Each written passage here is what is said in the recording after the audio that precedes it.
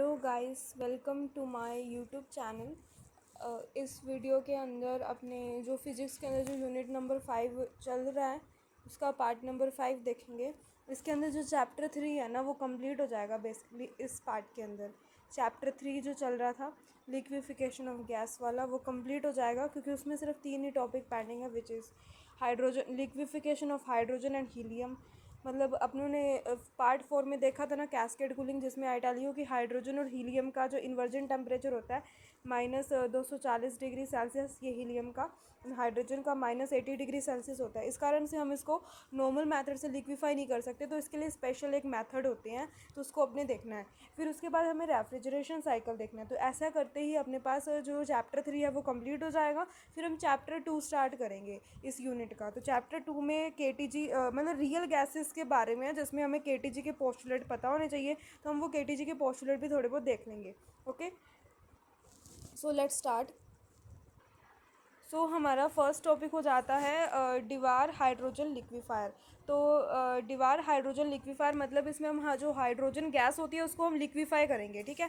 तो ये हमारा सेटअप है। तो इसके अंदर सबसे पहले यू कैन सी यहाँ पे ये एक लेयर है, ये एडियाबैटिक हमने लेयर लगा रखी है। एडियाबैटिक लेयर इसलिए है ताकि हीट सिस्टम से ना तो मतलब बाहर से ना तो अंदर आए, ना ही अंदर से बाहर जाए, इसलिए। और यहाँ पे ये तुम कोयल वाली स्ट्रक्चर देख सकते हो, यहाँ पे कोयल लाइक स्ट्रक्चर बनी हुई है। और ये वाला जो चैम्बर है इसको जी नाम दिया है, और यहाँ पे भी ये 3 चैम्बर्स में डिवाइड है, इसको हम A B C चैम्बर्स बोलते हैं। और इसके अंदर यहाँ पे नोजल लगी हुई है जिससे ये गैस एक्सपैंड होती है। तो अब ये वर्किंग कैसे हो रही है देखते हैं। तो यहाँ पे सबसे पहले प्योर हाइड्रोजन गैस हमें चाहिए होती है। प्योर हाइड्रोजन गैस के लिए ये कंसेप्ट लगता है। Okay, so let's see. The main difference of liquefaction of hydrogen is that its temperature of inversion is -80 degree Celsius. In addition to its also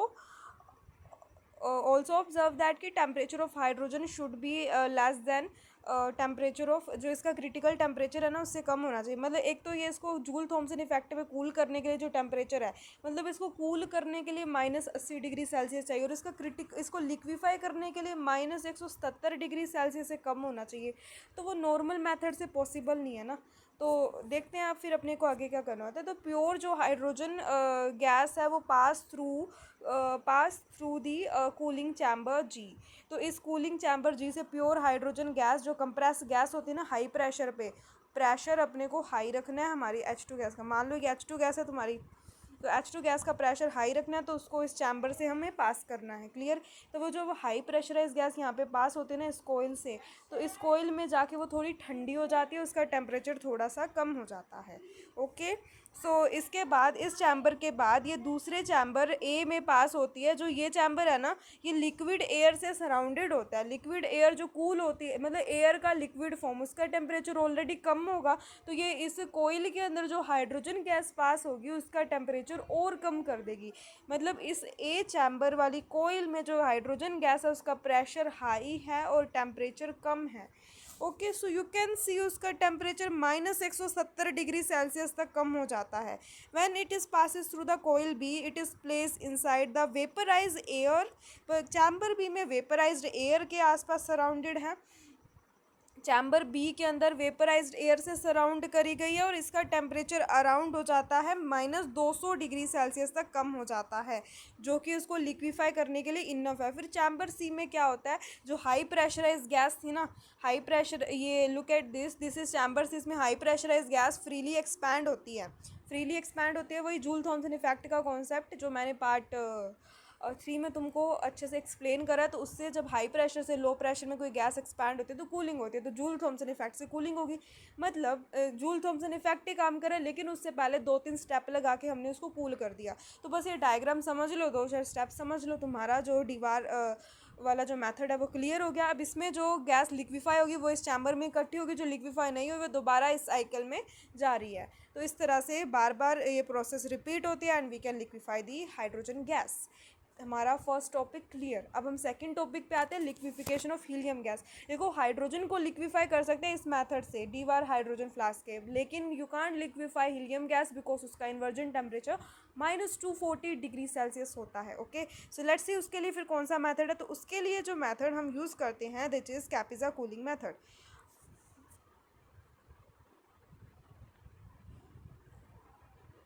कैपिज़ा cooling method. तो Kapitza cooling method में क्या होता है, तो Kapitza helium liquefier इस operator को use करते हैं, जो हम यूज़ करते हैं उसको बोलते हैं। इसका इंट्रोडक्शन ये है कि जो कैपिज़ा ने, देखो सबसे पहले हमारे पास ना दो मेथड होते हैं कूलिंग के, एक होता है क्लोड मेथड होता है, दूसरा हमारे पास जूल थॉमसन मेथड होता है। देखो अलग अलग यूज़ करेंगे तो इतनी ज़्यादा कूलिंग क्रिएट नहीं कर पाएंगे, लेकिन व्हाट इफ़ इन दोनों को कंबाइन कर दें, तो कैपिज़ा ने यही काम किया, इन दोनों मेथड्स को कंबाइन कर दिया। तो कैपिज़ा ने इन दोनों मेथड को कंबाइन कर दिया, तो कंबाइन फॉर्म होती है Claude's cooling method and Joule Thomson. तो तो ये इंट्रो में यही पार्ट लिखा हुआ है कि Kapitza develop an efficient method for the liquefaction of the helium. The method is a combination process and the Claude process and the Joule Thomson effect. मतलब this is the combination of the Claude process and Joule Thomson process. It use फिर आता है it use liquid nitrogen for pre cooling. Like जैसे अपने hydrogen को joule Thomson effect से पहले expansion से हमारे प्री कूलिंग करे थे ना, इसमें लिक्विड एयर चाहिए होती थी, चैम्बर ए में थी, तो ऐसे ही हमें लिक्विड नाइट्रोजन प्री कूलिंग के लिए चाहिए एंड रीजनरेटिव हीट एक्सचेंज चाहिए। This was a major advantage because helium has a very low critical temperature, -268 degree Celsius होता है उसका क्रिटिकल टेम्परेचर है। इन्वर्जन टेम्परेचर -240 डिग्री सेल्सियस होता है। ओके, सो एक सिंगल मेथड से इसको लिक्विफाई करना इज़ नॉट पॉसिबल। तो इसमें हमें प्रिंसिपल है जिस पे वो काम करता है, वो कौन कौन से हैं, adiabatic expansion principle and Joule Thomson expansion principle. तो इन दोनों पे काम करता है। एडियाबैटिक एक्सपेंशन में क्या होता है, देखो एडियाबैटिक मतलब समझें कि मान लो एक पूरा चैम्बर में बंद है गैस, उसमें हीट ना तो अंदर से बाहर जाएगी, ना ही बाहर से अंदर आएगी हीट। तो उसमें क्या होता है, जो गैस के जो मॉलिक्यूल होते हैं वो खुद की एनर्जी का यूज़ करते हैं। खुद की एनर्जी मतलब इनको अगर मान लो वर्क डन करना है, काम करवाना है इनको, तो ये खुद की एनर्जी का यूज़ करेंगे। खुद की एनर्जी का यूज़ करेंगे तो क्या होगा, कूलिंग क्रिएट होगी। सो ये है। फिर आता है जूल थॉमसन इफ एक्सपेंशन, मतलब जब गैस हाई प्रेशर से लो प्रेशर रीजन में एक्सपैंड होती है तो वो जूल थॉमसन एक्सपेंशन होता है। तो ये इसके प्रिंसिपल हो गया। अब इसमें हम कंस्ट्रक्शन देखेंगे, मतलब हमारे diagram, this is Kapitza cooling method का diagram. Very complicated diagram but let's understand. इसके जो यहाँ पे जो पॉइंट्स लिखे हैं इसे तुम्हें अच्छे से समझ आएगा। यहाँ पे है देखो कंप्रेसर, तो इसमें सबसे पहले कंप्रेसर यूज़ होता है, दिस इज़ योर कंप्रेसर। फिर उसके बाद यहाँ पे रीजनरेटिव हीट एक्सचेंजर ABC। तो ABC चैम्बर्स हैं, you can see here A, B and C। देखो इसमें बहुत ही पतली पतली पाइप्स के थ्रू हम अपनी गैस को पास करा रहे हैं। दिस इज़ वेरी पतली पतली पाइप्स, तो इनके थ्रू हम अपनी गैस को पास कराते हैं। तो देखो कंप्रेसर में सबसे पहले 30 एटमॉस्फेरिक प्रेशर तक हीलियम को कंप्रेस कर देते हैं। हाई प्रेशराइज गैस इस पाइप से पास होती है।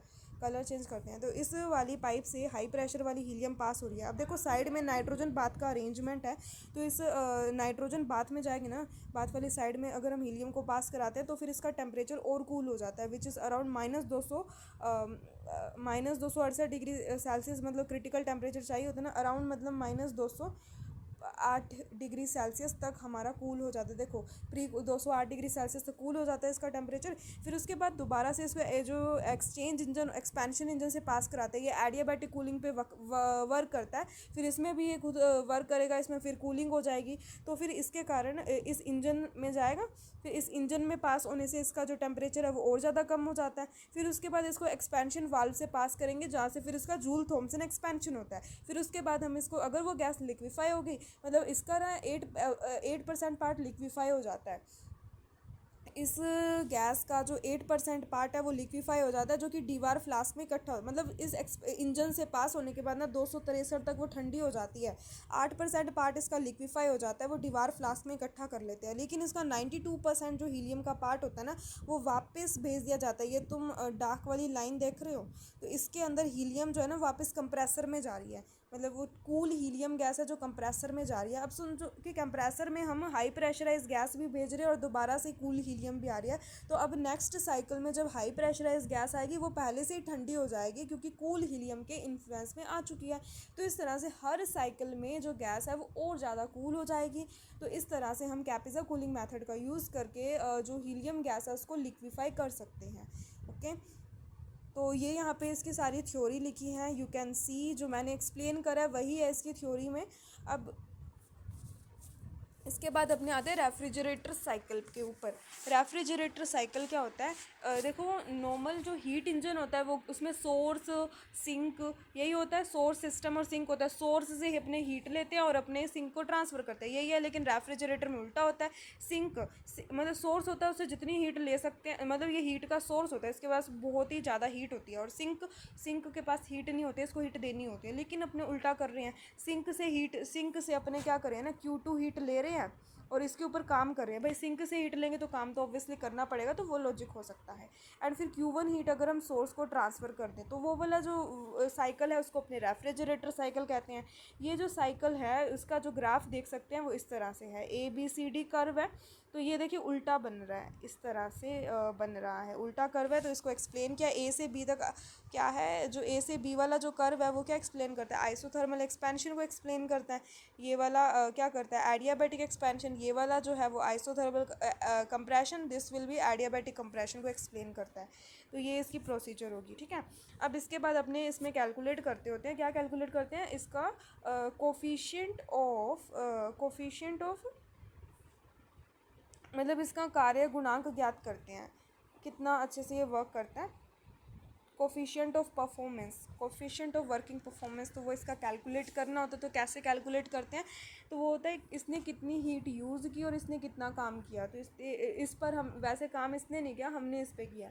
तो इसने Q2 हीट का यूज़ किया और W इसके ऊपर वर्क हुआ। वो W वर्क कैसे निकाला, let's see from this diagram. तो इस पे जो देखो Q2 हीट ये जब ले रहा था, तो Q2 हीट ले रहा है और Q1 हीट इसको ट्रांसफ़र कर रहा है। तो इसको जो हीट ट्रांसफ़र हुई वो किसके इक्वल आएगी, W प्लस Q2 के। सो W यहाँ से हो जाएगा Q1 माइनस Q2। तो इस तरह से यहाँ पे W की वैल्यू निकलती है। तो ये जो वैल्यू है W की वो Q1 माइनस Q2 वो यहाँ रखी है। तो Q2 upon Q1 minus Q2। तो यहाँ पे जो efficiency of coefficient of performance हमारे पास beta which is equal to Q2 Q1 minus Q2। तो अब यहाँ पे इसको टेम्परेचर की फॉर्म में लिख दिया, Q2 को T2 एंड Q1 को T1 से कर दिया to T2 T1 minus T2 which is equal to Q2 Q1 minus Q2। तो ये कोफिशिएंट ऑफ परफॉर्मेंस आ गया रेफ्रिजरेशन साइकिल में। अब हमने देखा हीट इंजन की जो एफिशिएंसी होती है और जो परफॉर्मेंस वाला जो कोफिशिएंट है इसके रिलेशन हम निकालते हैं। तो कैसे निकालेंगे, देखो नीटा की वैल्यू होती है Q1 minus Q2 upon Q1 होता है। तो यहाँ से Q1 माइनस Q2 निकाला, ठीक है। और यहाँ पे Q1 माइनस Q2 निकाल लिया और जो बीटा था, बीटा से मैंने 1 अपॉन बीटा निकाला और ये एक्सप्रेशन आ गया। तो Q1 माइनस Q2 यहाँ से निकाल लिया, Q2 बाई बीटा। इन दोनों को इक्वेट करा तो ये आ गया, इक्वेट कर दिया, इस तरह से एक्सप्रेशन क्रिएट हो गया। अब अपना क्या करते हैं, Q1 को इधर भेजो, बीटा को उधर। तो N into beta equal to Q2 by Q1। और Q2 बाई Q1 क्या होता है, ये जो नीटा का एक्सप्रेशन है वहाँ से हम Q2 बाई Q1 1 माइनस नीटा निकाल सकते हैं। उसकी वैल्यू यहाँ सब्सिट्यूट करेंगे तो हमारे पास इनमें रिलेशन आ जाएगा। सो इस तरह से रेफ्रिजरेशन साइकिल भी कंप्लीट हुआ। अब हम KTG के हमारा जो चैप्टर नंबर 3 है ना वो अब कंप्लीट हो जाता है। अब इसके बाद अपने KTG के पोस्टुलेट्स देखते हैं। तो KTG मतलब चैप्टर नंबर 2 है, ये यूनिट 5 का अब चैप्टर 2 है। तो यूनिट 5 का चैप्टर 2 है जिसमें हमें क्या देखना है, KTG के पोस्टुलेट। तो KTG के पोस्टुलेट किसके लिए होते हैं, रियल गैस के लिए होते हैं। मतलब कोई भी गैस रियल गैस कैसे होती है, तो वो कुछ एजम्पशंस माने गए थे। ये बेसिकली 2-4 साइंटिस्ट ने मिलकर बनाए थे एजम्पशंस, मतलब उनका वर्क है इसमें। तो इसमें क्या एजम्पशन है, रियल गैस आइडल गैस के लिए, लेट्स सी। तो जो आइडल गैस होती है वो बहुत ही छोटे छोटे मॉलिक्यूल से मिलकर बनी है। ये इतने छोटे छोटे मॉलिक्यूल्स हैं कि इनको हम स्फेरिकल मान लेते हैं। देखो एक पर्टिकुलर गैस के मॉलिक्यूल, हाइड्रोजन है तो हाइड्रोजन के मॉलिक्यूल सेम होंगे। लेकिन हीलियम के मॉलिक्यूल, अगर हीलियम है तो हीलियम के मॉलिक्यूल आपस में सेम होंगे, लेकिन हाइड्रोजन और हीलियम के तो सेम नहीं होंगे ना। तो ये कहना चाहता है सेकंड पॉइंट, ओके। सो एक ही गैस के मॉलिक्यूल आइडेंटिकल होते हैं, वी कैन से। अब ये जो गैस के मॉलिक्यूल हैं, जो आइडल गैस है इनके अकॉर्डिंग, तो वो लगातार मूव करते रहते हैं। इस पर हमने कई सारे कंसेप्ट भी देखे हैं। तो ये लगातार क्या करते हैं, गति करते हैं। जब ये गति करते हैं तो क्या होता है, ये जो कंटेनर की जो ये आपस में कोलाइड करते हैं, आपस में कोलाइड करेंगे, है ना। और ये कंटेनर की वॉल पे कुछ प्रेशर एक्सर्ट करते हैं। तो मतलब इनके बीच में कोई भी फोर्स नहीं होता, तो ये मैक्सिमम प्रेशर एक्सर्ट करते हैं कंटेनर की वॉल्स के ऊपर। सो ये कहना चाहता है। फिर उसके बाद जो आइडल गैस के जो मॉलिक्यूल्स होते हैं वो पूरे चैम्बर में फैले हुए होते हैं। तो हम कह सकते हैं जो टोटल जो वॉल्यूम होता है वो इन गैस के वॉल्यूम के कंपैरिजन में नेग्लिजिबल होता है। ये वाला पॉइंट। और दूसरा, गैस के जो मॉलिक्यूल्स की जो काइनेटिक एनर्जी होती है वो टेम्परेचर के प्रोपोर्शनल है। टेम्परेचर बढ़ाओगे तो मॉलिक्यूल दूर दूर भागेंगे, उनकी काइनेटिक एनर्जी ऑब्वियसली बढ़ेगी। तो वो चीज़ है। और गैस के मॉलिक्यूल काइनेटिक केटीजी के अकॉर्डिंग जो गैस के जो मॉलिक्यूल के बीच में अट्रैक्शन फोर्स नहीं होता, अगर नहीं है तो वो आइडल गैस है, तो वो चीज़ भी इसमें आ जाती है। तो ये हमारे केटीजी के पोस्टुलेट्स थे जो कि चैप्टर नंबर 2 को समझने के लिए हमें आने चाहिए। तो होप तुम्हें क्लियर हो गए होंगे।